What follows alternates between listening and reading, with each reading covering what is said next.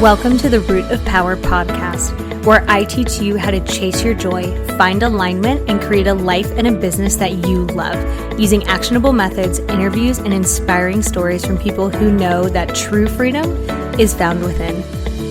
I'm your host, your always hype woman and sometimes ass kicker, Amanda Chills, and I am so proud of you for choosing to step into your power. Come along, we've got dreams to build.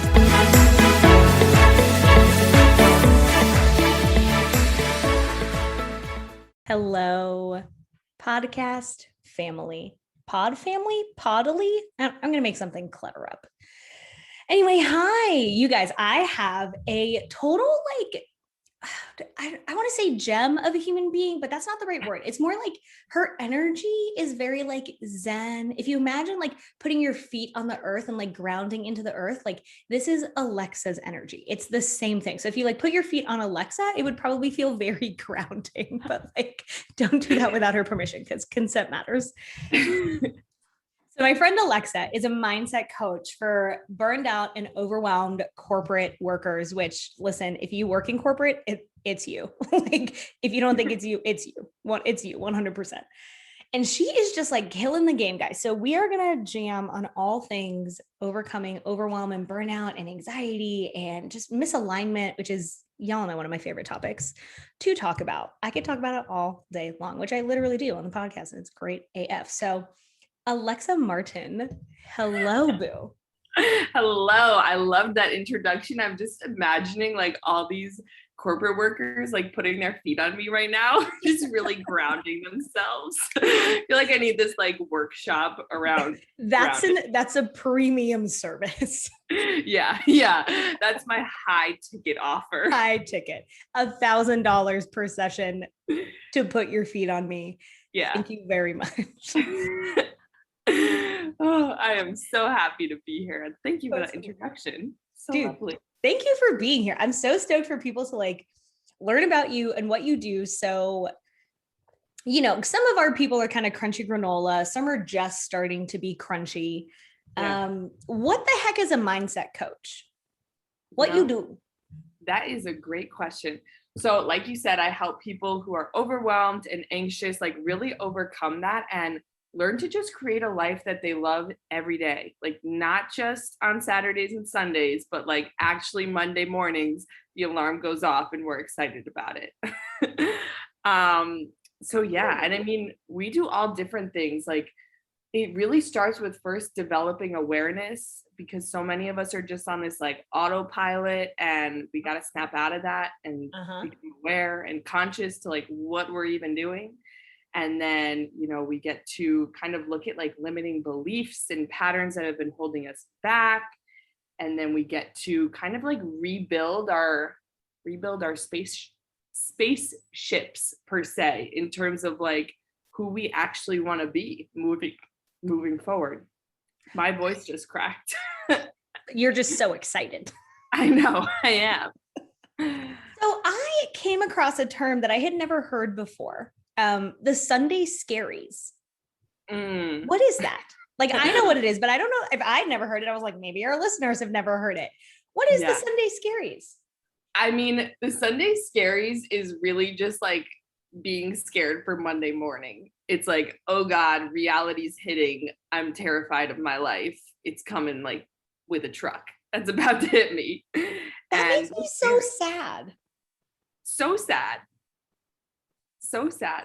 There are things that people say that make me so sad sometimes. I was talking to someone yesterday, and she was telling me about how at work, everyone's just always complaining. And she's like, does anyone actually like what they do?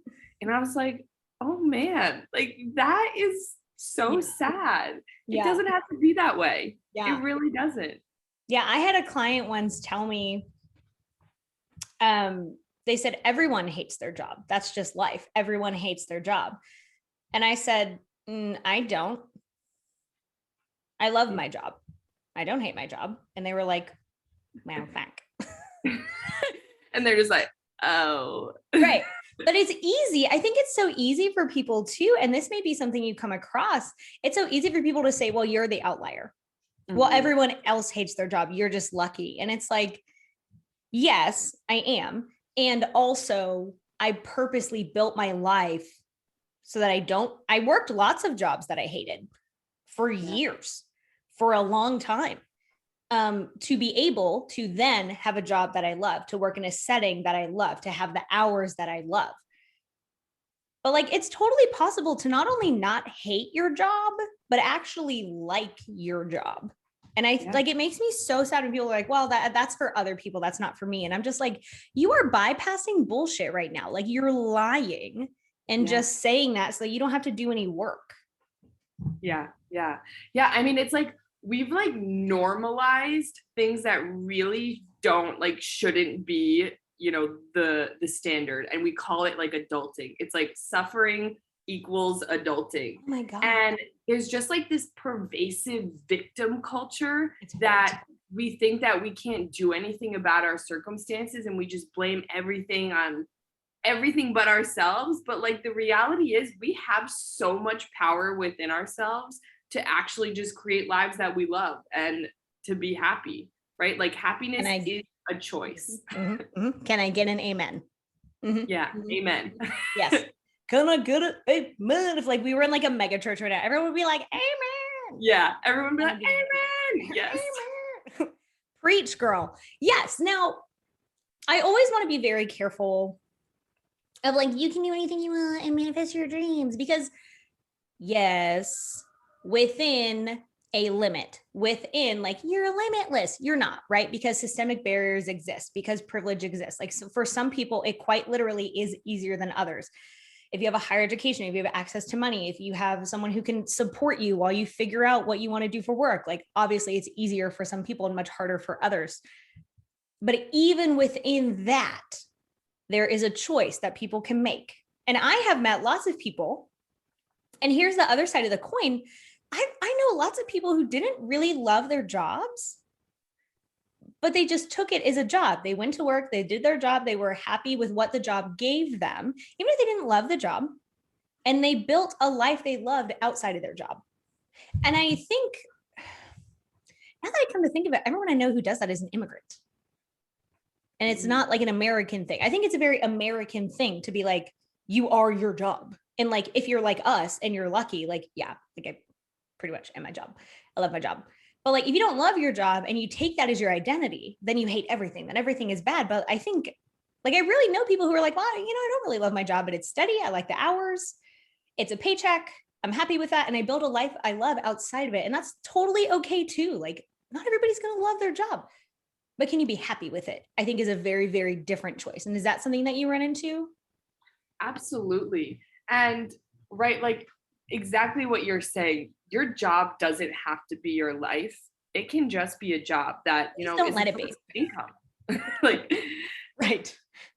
And the thing is, I think it really comes down to how much energy you're giving to it, and like how you're setting internal boundaries towards how you're letting your job affect you. Because because we can't control the people around us, and oftentimes we can't control our work. And just because everyone around you is complaining, or you don't love the work you're doing, like, you can kind of set this like invisible wall that's like, I hear you, but it's not internalizing to me. Like, I'm not going to let anything take my peace. Like, I am the protector of my peace. I'm the protector of my happiness. I get my paycheck, I go home, and I live my happy life. Can I get another fucking amen? Like, amen. Yes, God, I could just like, I don't want to scream because the podcast people will be like, Amanda. But like, imagine me internally screaming. Yes. And that's just boundaries, right? Even if someone gives something to you, it doesn't mean you have to take it. So if someone is giving you negativity and complaining and I hate my fucking life, like, bitch, you're just miserable. And also go away, like, get away from me. So I actually have a rule in my life that like, I don't complain. Do I vent sometimes? Yes.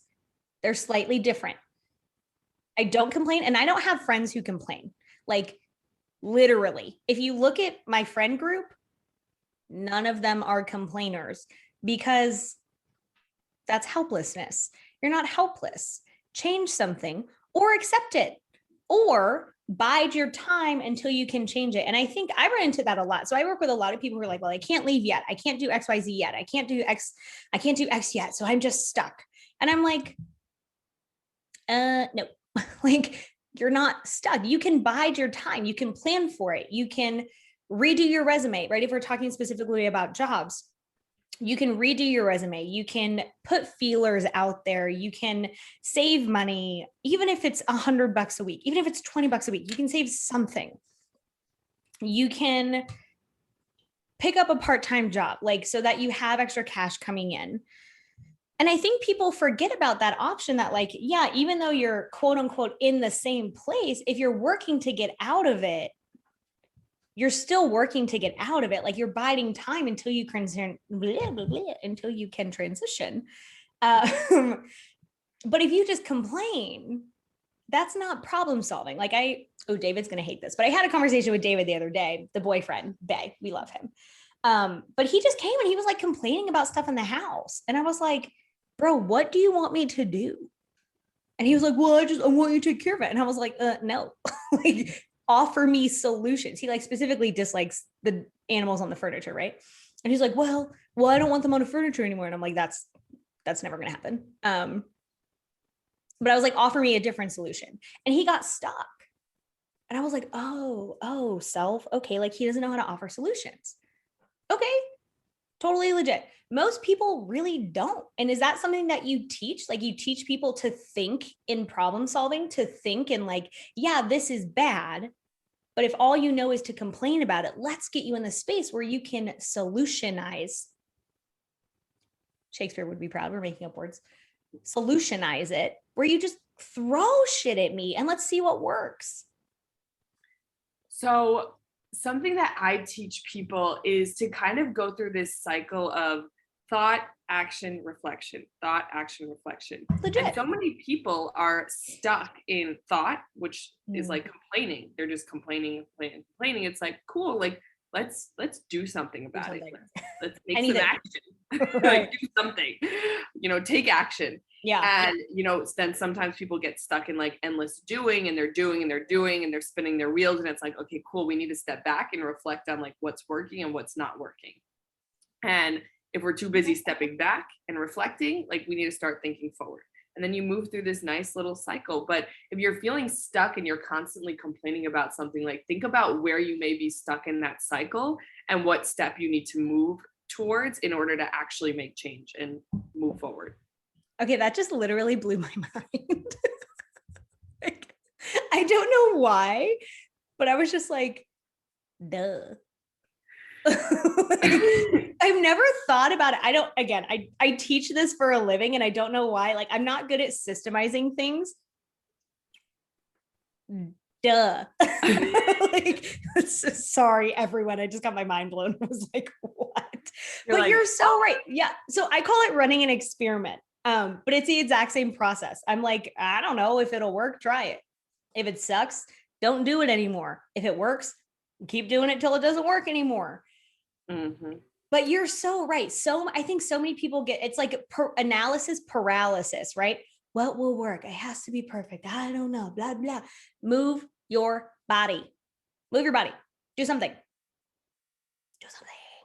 How do you get people to that space? Well, I think I really help people become less afraid of like bad, and I put in quotes, bad things. It's like we're so scared to take action because we're so scared of failure, or we're scared of rejection, or we're scared of having to face something that feels a little uncomfortable. But when we can begin to open ourselves up to discomfort and recognize that like everything is either in alignment with ourselves, or it's an opportunity to learn about what is and is not in alignment with ourselves and, course correct. And so you can just like not be afraid of anything. It becomes a lot easier to take action because it's like, I don't need to make the right decision. Mm-hmm. I'm just always learning. And if this doesn't work, then it's like, cool, now we try the next thing. Yeah, that's so empowering. And I'm going to challenge that narrative a little because I don't believe that people aren't afraid. I think they just don't let the fear stop them. And I say all the time, like bravery is a choice. Bravery is being scared and doing it anyway. Like there's like a John Wayne quote about that. It's like being scared and saddling up anyway or something.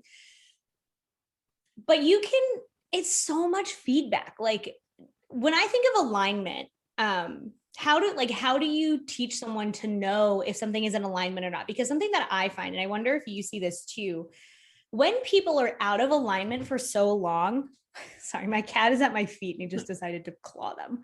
What are you doing? Jesus, cat. Sorry.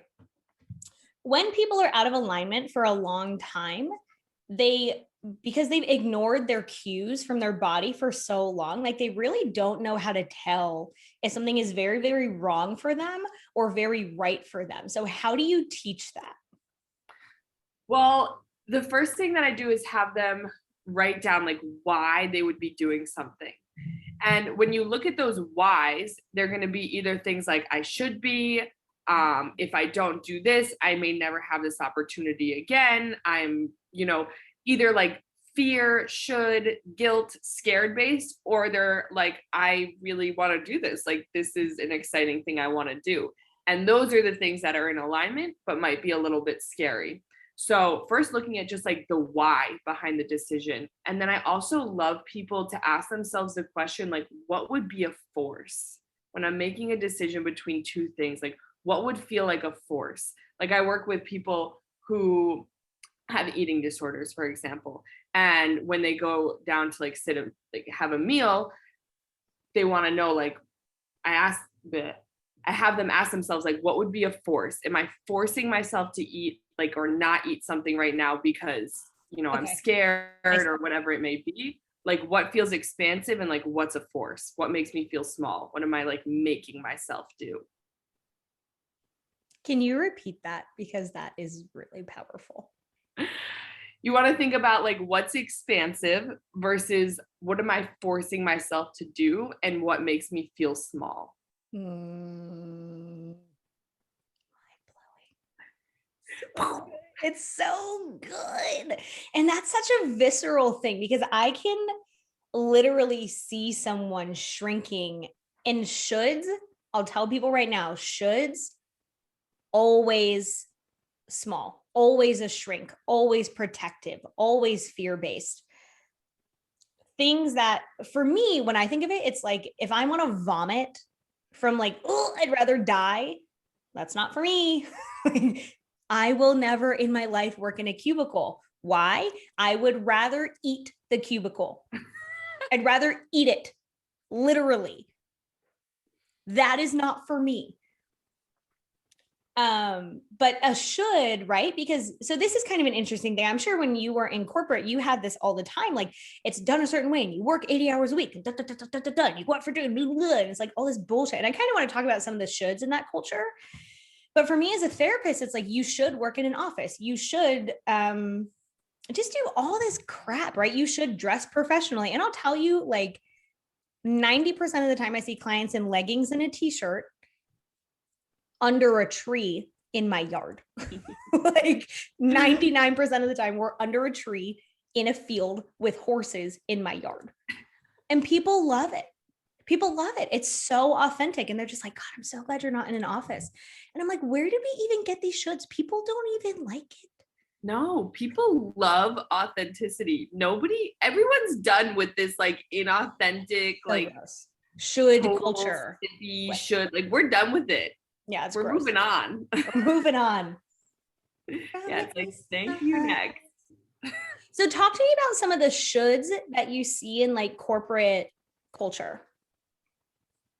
There is so much people pleasing and should in corporate culture, like which is gross, which is life killing. Let's just be honest about that. If you are a people pleaser, please, for the love of God, go back and listen to my people pleasing episode because it's going to save your fucking life.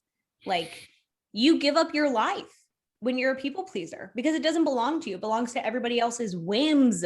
Like they don't even give a shit. They just want something from you. And it's like, you give up your whole life for that. That breaks my heart almost more than anything. Yeah. Is people pleasing. And it doesn't even make the people who you're like people pleasing for, it doesn't even make them actually feel good. No. So it's just kind of this perpetuating cycle of everyone doing things they don't actually want to be doing and nobody feeling good about it. Right. And then you're pissed off and resentful and you hate everyone in your life. And it's like, I'm exhausted. Well, okay, no shit. Stop doing those things. So a lot of people pleasing. A lot of people pleasing. Things just like answering pings like right away. We got to answer our messages right away. We got to be on our email right when we wake up in the morning. We got to just, it's like constantly being on call. Like I need to just be at the beckon of the people that I'm working for. A lot of shoulds with that. Shoulds with, I mean, I think we're overcoming, which I'm so happy about, appearance in terms of dress and like I have pink hair and right. Or if you're African American and they literally ban natural hair on women. Yeah. Like, we could get into a whole conversation about how locks are seen as unprofessional, how natural hair is seen as unprofessional. Like, who gives a shit? Also, it's their natural hair, which is gross and racism. Yeah. But yeah, who cares? Who cares if you dye your hair? Who cares? I literally, when I got this, I have a big tattoo on my arm. People can't see if they're not watching the video, but like I have a big tattoo on my arm. And when I got it, it was 2014 or 13 before I moved here. And my mom said, that's so unprofessional. And I was like, well, the ink didn't change my noggin. Like I can still do my job. It was crazy. Yeah, what we look like on the outside has absolutely nothing to do with who we are. I mean, listen, if you come in with like swastika tattoos, though, yes, fuck no, I'm not about that life. Like there is a line, and it's swastika tattoos. But outside of those, yeah, like so you're seeing that change a little bit, and yeah. I think with people working from home, like. With COVID kind of mandating that shift, people can be like, honestly, who cares if you're in your pajamas working? I agree. It doesn't affect my ability to do my job if I don't want to wear pants. Like it doesn't. Most of the time I don't work with pants on because I don't even like pants. Lady Gaga had it right. No pants. No. Yeah. So like corporate, so dress culture, so being on 24/7. On 24/7, not showing. Oh, these now they're coming to me. Okay, not showing your emotions, like not being vulnerable. It's just this like we put up a front for work and not being honest with each other. I don't know, like when we decided that honesty was unkind and that we should just be like this like super fake loving to each other's faces and then behind our backs be like talking about people. There's such a gossip culture in corporate. It's because people are cowards. Yeah, so not being honest with each other. Like I shouldn't tell my boss like what I'm actually thinking. I shouldn't set boundaries for myself. Like all these things just because we are scared and we want everyone to like us. People pleasing. Yeah. And how many, so like I've never worked corporate, but when I interviewed Tori a few weeks ago, she was saying like the hours people work are like, by the way, Tori Penta, she was lovely. Go back and listen to that episode too. But the hours people work are like dumb, like insane. People work crazy hours. Why? Crazy hours. So gross to me. And so how does this affect them when people are coming to you? Like, what are they exhibiting? So if someone's like, oh, I work corporate, this may be me. Or, hey, I work a demanding job, this may be me. What are some of the like signs that you're seeing when people come to you? Very stressed out, anxious. I had a woman who literally was like, I am paralyzed in my car because I am in my car paralyzed crying every day because I hate my life that much. I know, it's so sad. It's so sad. Also doing things like slamming doors, like snapping at friends and family because you're just at such an emotional capacity, binge drinking on the weekends, living for the happy hour drink, counting down the minutes for the workday to be over. Yeah. All of these are very common things that I see. So when they go through working with you, what are some of the things you see shift? The biggest shifts are learning to like take time for yourself, like learning to love yourself, learning to get in touch with your authentic self, learning how to say no to people and stick up for yourself and set boundaries and have difficult conversations and just like live your life instead of being on this treadmill that everyone else is on. Yeah. Yeah. I have a lot of people come and they say, I don't know who I am. I'm like, well, you don't do anything that's actually authentic to you. So that makes perfect sense. Exactly.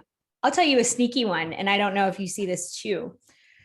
By the time people get to the end of working with me, and our layers are a little bit different, right? So, but by the time people get to the end of working with me, they laugh. They never laugh when they first come to see me. I had a client, I would say one of my favorites, but I'm probably not allowed to say that, but enjoyed them.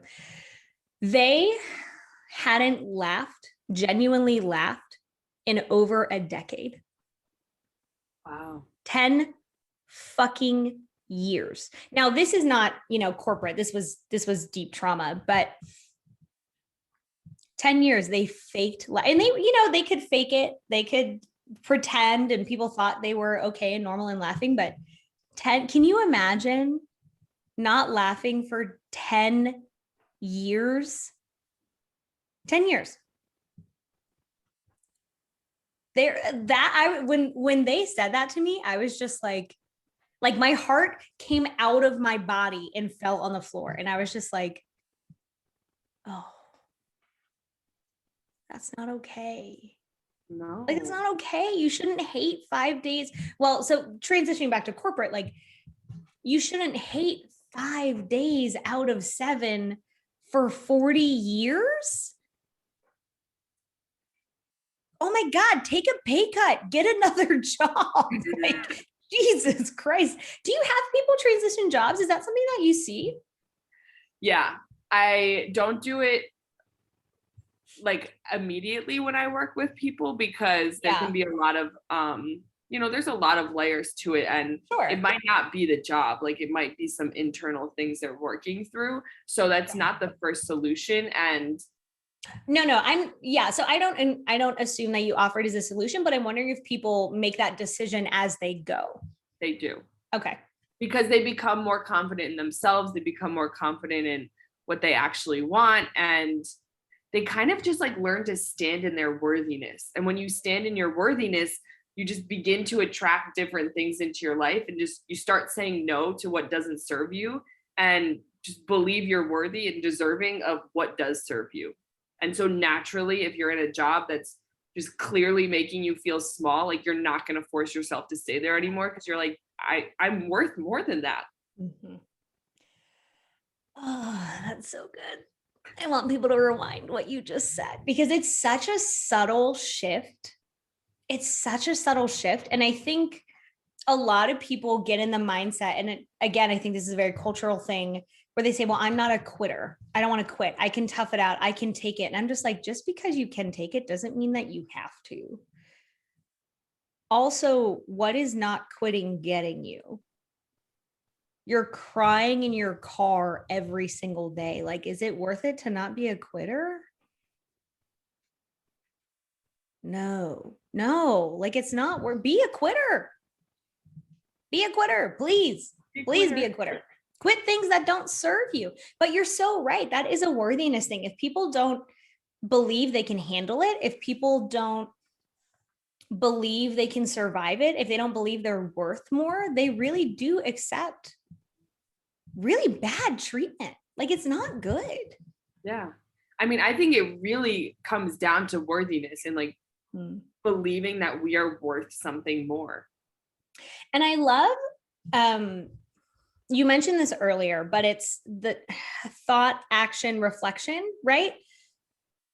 It's not a coincidence that like people get there feeling worthy at the end of your time together, because it is a direct product of action. No one feels worthy until they do things like setting boundaries, like self-care, like all the other things that you teach, until they do those things, because worthiness, confidence, self-love, whatever, all of those things are a product of taking action.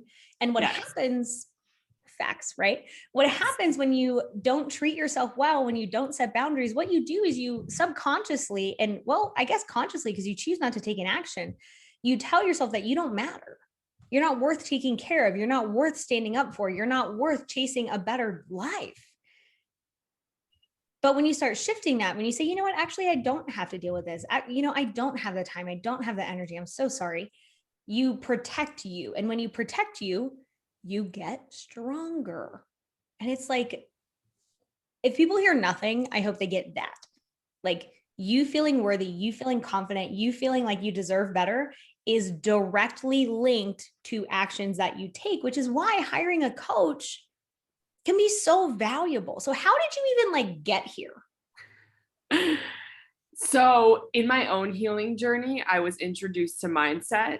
So I had a lot of anxiety. I had an eating disorder growing up, and I got introduced to mindset through a group coaching program. And it completely it was like all the light bulbs went off and just everything clicked in life. Like I read this one mindset book, and it was just like, I was like, whoa. What was it? Chasing Excellence. I need to be sponsored by this book. Amazon associates. Do it. So I read this book, and it was just like, for the first time in my life, like it was just like, I was like, oh shit. Like, oh wow, there's a different way of life out there. And then I just started to make different choices, started working out, I started eating differently. I hired coaches, and just everything changed. And I've always loved teaching.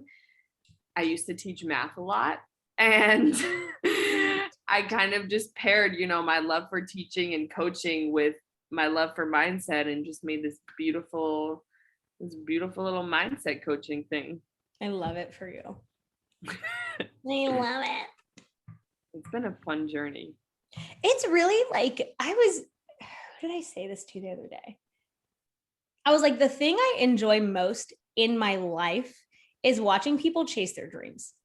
Like I could literally watch that on a TV all day, where I'm just like, chase your fucking dreams. Like I could just, it's my favorite thing.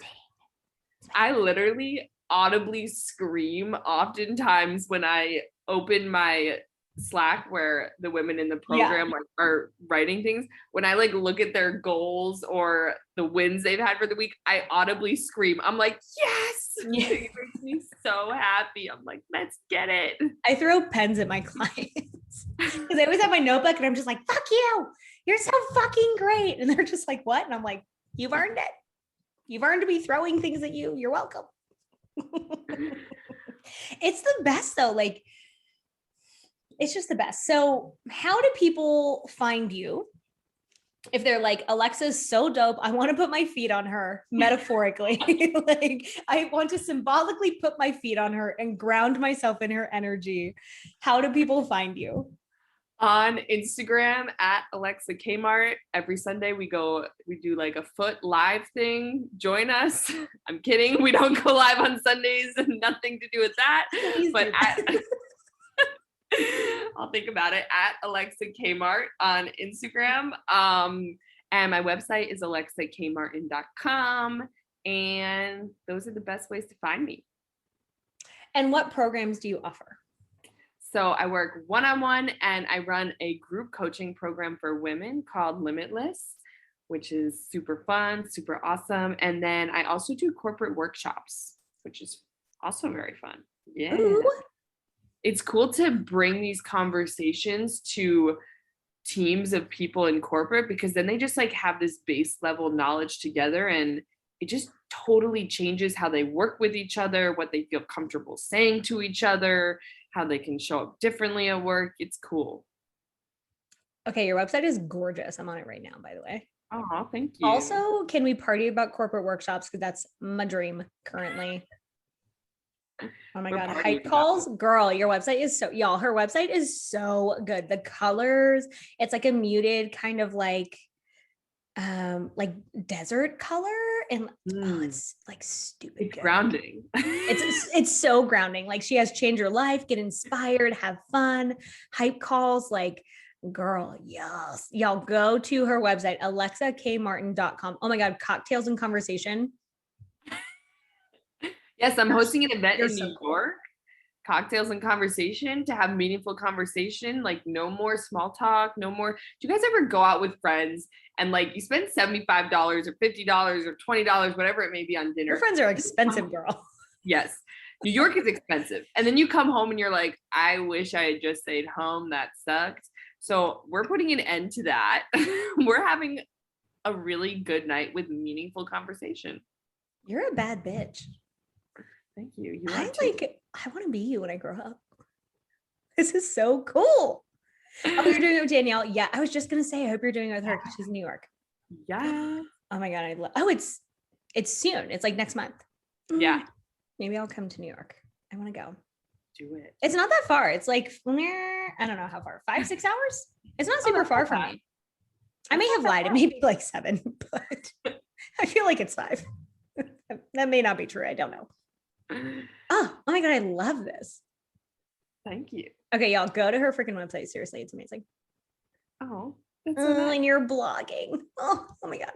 I'm obsessed. Yes, read the blog. That is, I love writing. These are legit. These are legit. Okay, you're phenomenal. So tell us again where to find you, and then tell us one thing you want people to remember if they heard nothing else from this episode. Oh, wow. You should have warned me of this question. Nope. Surprise. What? Okay. I'm like, what? All right, I have something. You can follow me on Instagram at Alexa Kmart. You can go to my website, alexakmartin.com. And the one thing that I want people to remember is if you find yourself in endless complaining, in victim culture, just know that you are worthy of more and you are capable of making change. You just got to start somewhere. Yes. Okay. Y'all go do things. Like go do things. If you need support, get at Alexa. Yeah. She's DM like, me. Game, seriously. I'm super friendly, super open. Message me. I will answer you. We can be friends. We can be friends. We can be. We can be Instagram friends. We can be friends. All right. Go do things, podcast fam. Love you. Be good. Be good. Do good. Do good. Do fun. Whatever. Thank you for having me. Dude, thank you. This was so good. We're gonna party again. But now I have to stop the recording. So bye, fam.